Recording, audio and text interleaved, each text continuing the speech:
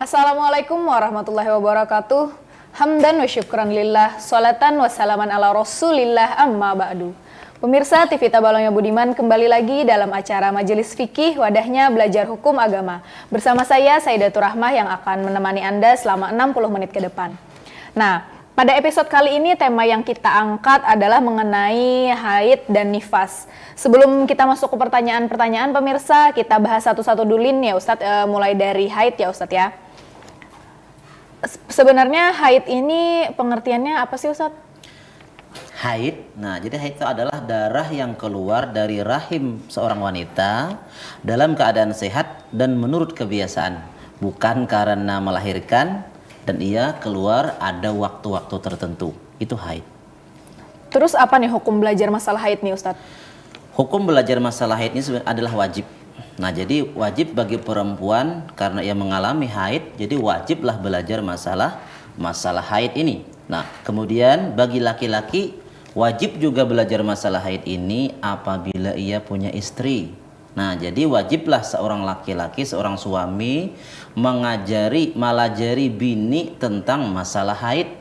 Nah, amun si laki kada bisa melajari nang bini masalah haid, wajiblah si suami, si laki tadi menyuruhnya belajar masalah haid. Itu bagi si suami. Kemudian seorang bapak nih, bujuran laki-laki, tapi wajib juga belajar masalah haid kalau ia punya anak perempuan. Nah, bisa nabi bini wajib melajari masalah haid. Bila kada bisa melajari masalah haid, wajiblah nyuruhnya, ayo belajar masalah haid. Jadi hukumnya adalah wajib tadi belajar masalah haid ini. Terus adakah di dalam Al-Quran hadis yang menyebutkan tentang haid nih Ustadz? Ada, yaitu di dalam surah Al-Baqarah ayat 222. Di sana Allah Subhanahu wa taala berfirman, "Wa yas'alunaka 'anil mahidi qul huwa adza." Artinya, mereka bertanya kepadamu wahai Nabi Muhammad, ujar Tuhan nih, tentang haid. Katakanlah ujar Allah Ta'ala bahwa haid itu adalah suatu kotoran. Nah itu dalam Al-Quran Allah menyebutkan tentang haid. Kemudian dalam hadis juga Rasulullah SAW bersabda, "Hadza syai'un katabahullahu ala banati Adam." Rawahul Bukhari wa Muslim. Ujar Nabi, ini misalnya ini haid merupakan suatu ketetapan Allah kepada kaum Hawa. Jadi sudah ditetapkan ujar Nabi bahwasanya perempuan itu haid. Nah itu. Jadi untuk haid ini khusus untuk perempuan saja ya Ustadz ya? Nah jadi ya haid ini khusus untuk perempuan saja. Jadi khusus untuk perempuan, bahkan perempuan yang tidak pernah haid itu digolongkan tidak sehat. Karena perempuan yang tidak haid itu biasanya tidak bisa hamil. Jadi orang kada haid itu biasanya kada mau betianan. Nah jadi bila perempuan tuh mau haid berarti itu sehat tuh bebinian gitu. Nah itu tanda orang sehat, binian sehat, iya haid. Ya. Nah. Terus kalau untuk binatang atau hewan ada juga nggak nih yang haid Ustadz? Kalau ada ya lah. Jadi ada binatang-binatang yang pernah haid, kita kada pernah juga maitihi. Nah yaitu ujar sidin, ada binatang itu seperti kelelawar. Nah itu haid, cuma kada pernah maitihi lah. Kemudian kelinci itu bisa haid. Kemudian cecak bisa haid juga. Anjing bisa juga haid. Unta bisa haid, dan kuda itu bisa haid. Nah, jadi binatang pun juga bisa haid. Iya. Setahu saya kan Ustadz, darah haid itu terkadang bermacam-macam ya warnanya ya Ustadz ya, tidak mesti merah, hitam ataupun kecoklat-coklatan. Nah itu gimana tuh Ustadz? Bisa dinamakan dengan darah haid juga nggak Ustadz? Jadi haid itu sebenarnya macam-macam warnanya. Ada warnanya hitam. Jadi warna hitam ini, warna hirang ini adalah warna yang paling kuat. Biasanya paling kuat adalah warna hirang ini, biasanya pamulaan keluar adalah darah hirang ini. Nah jadi darah hitam ini kenapa kuat? Paling kuat tadi kental dan sangat amis ya kalau menurut di dalam buku sini menceritakan. Nah ini jujur aja karena saya pun tidak pernah haid, jadi paksa pakai buku ini. Ya silakan. Jadi pertama tadi darah hitam. Jadi yang paling kuat. Kemudian kena yang kedua ada darah merah, ini biasanya yang kedua. Nah darah merah. Nah darah merah atau darah nang habang ini lebih lemah sedikit daripada nang hirang tadi.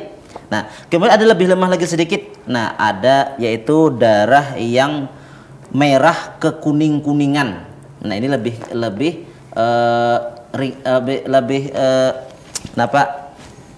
kuat nang habang tadi. Jadi nang lebih lemah yaitu darah kekuning-kuningan. Hanya karena ada darah kuning dan terakhir ada darah yang paling lemah dan tidak berbau, ini abu-abu biasanya. Jadi ujar Sidin, darah itu ada 5 macam darah haid itu. Nah, jadi kelima-limanya itu darah haid, cuman ada yang lebih kuat, lebih lemah dikit, lebih lemah terus sampai yang paling lemah adalah yang berwarna abu-abu tadi. Itu.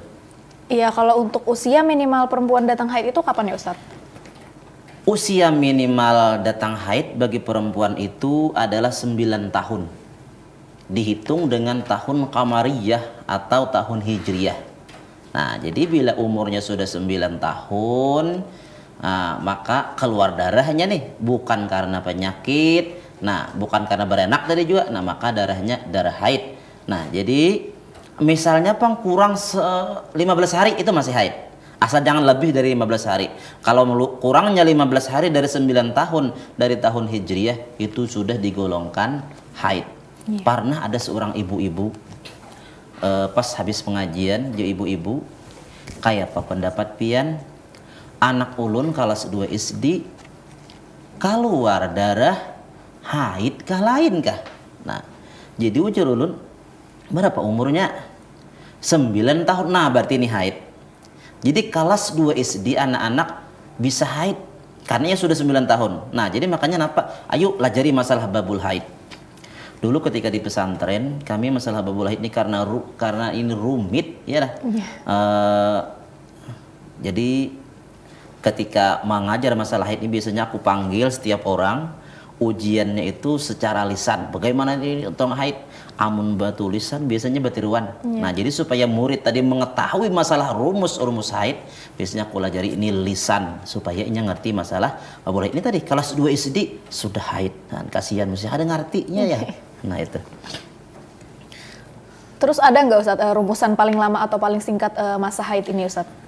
Kalau masa haid itu rumusannya, ini rumus nih, perlu semua babinian harus hafal ini. Paling lama masa haid itu 15 hari, 15 malam. Paling lawas. Bila lebih pada 15 hari, lain haid. Nah, artinya apa? Wajib ya sembahyang. Bila bulan Ramadan wajib puasa, karena lebih tadi. Bilanya lebih berarti itu penyakit. Nah, jadi paling lama masa haid, paling lawas cuman 15 hari, 15 malam. Kemudian paling singkat, paling satu masa haid adalah 24 jam. Nah, 24 jam ini kadang mesti harus sehari semalam.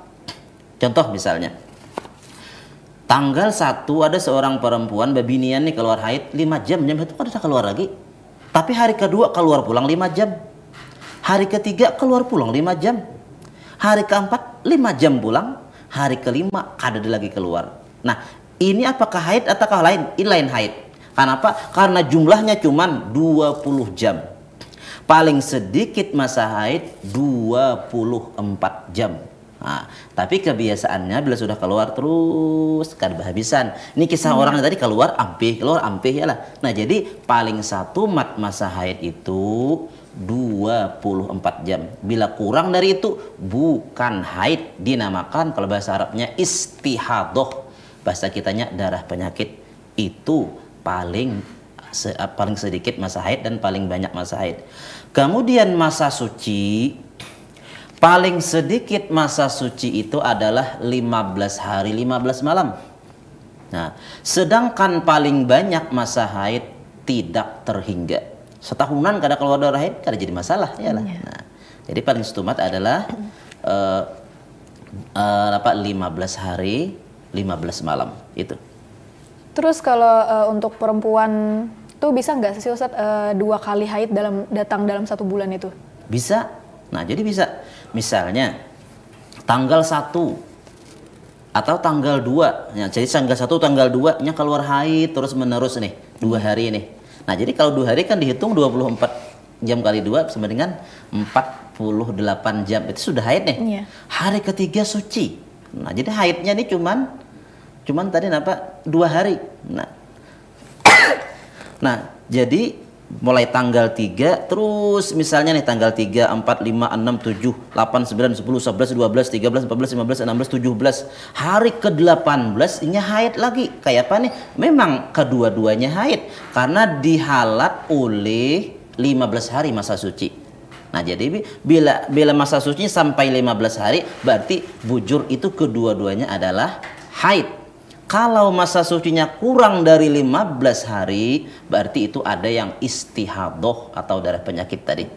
Nah, jadi itu yang perlu diingat. Cuman biasanya, kebiasaan nih untuk babinian tadi, kenapa? Nih kalau kebiasaan biasanya, nah mungkin saya lebih tahu lagi ya lah. Nah, biasanya haidnya tiap bulan itu 6 atau 7 hari, itu kebiasaan. Nah, tetapi andainya kada sama loh kebiasaan tadi, rumusnya yaitu tadi paling sedikit masa haid 24 jam, paling lamanya 15 hari 15 malam, paling sedikit masa suci 15 hari 15 malam, paling lama masa suci tidak terhingga gitu. Jadi untuk masalah masa suci ini tidak terbatas ya Ustadz ya. Kalau misalnya dia haid selama 2 hari terus dia berhenti selang waktunya itu cuma beberapa hari saja, apakah itu tidak apa-apa Ustadz? Nah, itu lain lagi masalahnya. Misal tanggal 1, tanggal 2, tanggal 3 misalnya nih haid ada. Ya. Kemudian tanggal 4, tanggal 5, tanggal 6 haidnya ampi. 3 hari ini kada haid. Tapi tanggal 7, tanggal 8, tanggal 9 haid lagi. Ya. Misalnya nih. Nah, tanggal 10 terusnya ada haid. Berapakah masa haidnya? Nah, di saat itu dihitung. Ini tanggal 1 sampai tanggal 3, kemudian 4, 5, 6 kada ada haid, 7, 8, 9 ini ada darah haid. Maka di situ karena 9 hari ini masih dalam lingkup paling lama masa haid tadi 15 hari 15 malam, masih masuk dalam 15 hari. Ke-9 harinya adalah haid. Nah, jadi ke-9 harinya adalah haid meskipun pada hari ke tanggal 4, 5 dan tanggal 4, 5 dan 6 tadi kalau ada haidnya tetap digolongkan haidnya 9 hari. Andainya terjadi pada bulan Ramadan pas babinian tanggal 1, tanggal 2, tanggal 3 ini karena ada darah kada puasa, 4, 5, 6 karena kadanya puasa, 7, 8, 9 keluar lagi darah, maka berapakah qadaan puasa yang wajib dibayarnya? Adalah 9 hari. 4, 5, 6 yang ia berpuasa tadi tidak sah karena itu masih pada waktu haid, masih dalam lingkup 15 hari 15 malam, paling lama masa haid masuk di situ. Jadi apabila dia sudah mandi wajib Ustadz, bagaimana itu Ustadz? Nah, kan jadi masalah karena kan tanggal 3 tadi sangkanya bersih. Iya. Nah, jadi kenyataan ada lagi sangkanya tanggal 7 ada lagi. Iya. Nah, maka semuanya digolongkan masa haid. Nah, jadi untuk sholat atau puasanya di dalam masa waktu suci itu tidak sah ya Ustadz? Ya, tidak sah. Jadi sembahyang dan puasanya itu cuma pahala niat saja. Nah, jadi kewajibannya belum gugur. Puasanya wajib diqadha 9 hari tadi. Baik Ustadz, kita lanjutkan setelah jeda ini Ustadz ya. Iya, okay. Pemirsa TV Tabalong yang budiman, jangan kemana-mana, tetap dalam acara Majelis Fikih, wadahnya belajar hukum agama. Kita akan melanjutkan setelah jeda berikut ini.